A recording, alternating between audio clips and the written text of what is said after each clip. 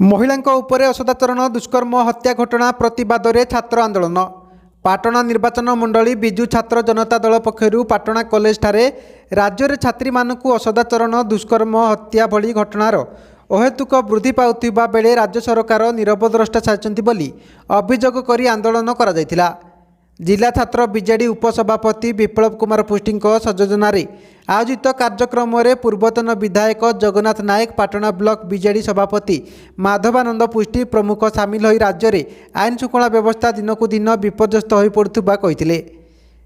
कार्यक्रम में बहु छात्र छात्री सामिल होई कला बैच पिंधिबा सह विभिन्न स्लोगान और प्लाक कार्ड धरी प्रतिवाद जणाइथिले।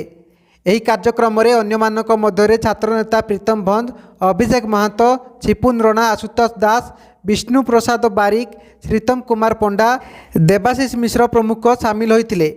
ପାଟଣାରୁ ରଞ୍ଜନ କୁମାର ବାରିକଙ୍କ report, Odisha news TV live.